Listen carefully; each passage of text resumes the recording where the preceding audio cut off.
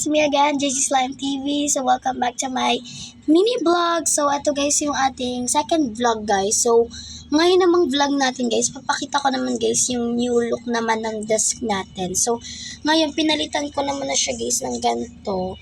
Yan, parang mini desk ba na ganyan. Tapos ayan guys, nandito pa rin po nakalagay yung mga Crayola ko po. Iba't iba ko pa po yung mga ball pens. And dito naman po sa may gilid, dyan po nyo makikita yung mga ganyan ko po guys. Then yung calculator and itong ilaw. So kapag ginano ko siya guys, kapag pinindot ko yan guys, yan, nabubuksan siya. Dito naman guys sa baba guys, makita nyo to guys yung mini drawer ko guys. Yan na white. So makakita din kayo na to guys. So yung ganito ko, yung mini book lang guys. Ayusin natin siya. Tapos dito guys yung mga sticky notes, yung random guys na parang nabili ko guys na highlighter. Tapos of course yung mga markers and yung correction tapes. So ito yung mga binibili sa TikTok shop na ball pens, mga Mr. DIY ball pens, ano pa ba, yung mga ganyan guys na ball pen. Yan guys.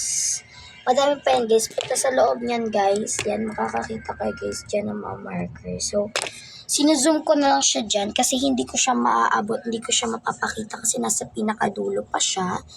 Then, wait lang guys. So, yan. Dito naman guys, ito na guys yung pinalit ko guys. Meron tayong mga ganyan. Highlighters, mga ganyan guys. Yan. Guys, syempre dito pa rin guys sa drawer ko guys, yung mga markers ko guys, dyan pa rin po nakalagay sa drawer.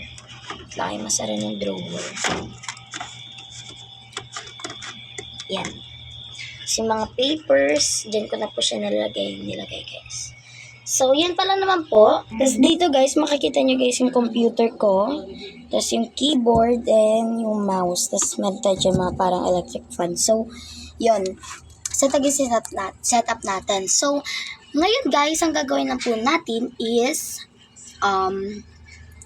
magre-review po tayo guys. So, unahin na po nating i-review guys yung ating Crayola Super Tips. Kasi excited na ako siya i-review. So, wait lang guys. So, yan. Kumuha ko guys ng parang paper. So, yan. So, pipili lang po tayo. Kada video, pipili po tayo guys ng ilang colors ba. Mga 7 colors. So, pipili tayo guys 7 colors kada video. So, ito muna tayo guys sa Crayola Super Tips. So, 7 colors. Blue, red. So, wait lang guys. Kukuha na lang ako guys. Tapos, papakita ko na lang sa inyo mamaya. So, ito guys yung mga colors guys na napili ko guys. Yan. Let's go. Okay, so, ito na guys yung gagawin natin guys. So, mag-ano na tayo guys, calligraphy. So, pili muna ako guys ng random color. Okay, the first color that I pick is color green. Ay, ano yun? Wait lang guys, may nalaglag. So, okay na guys. So, let's go.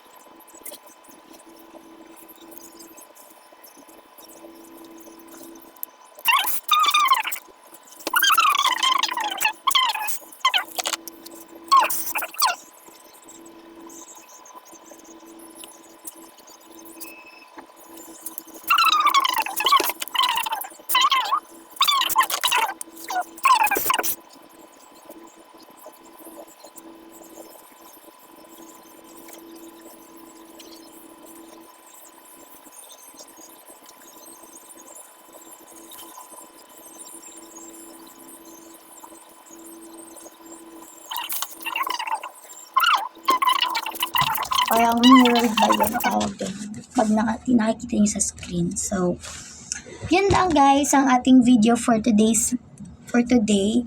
So, please like, share, and subscribe para lagi ka updated sa ating mga happenings. So, if you want lang naman guys, kung nagustuhan yung video natin na to, paki-subscribe na po. So, yan lang. Malaking tulong na po yan. Thank you so much. Bye-bye!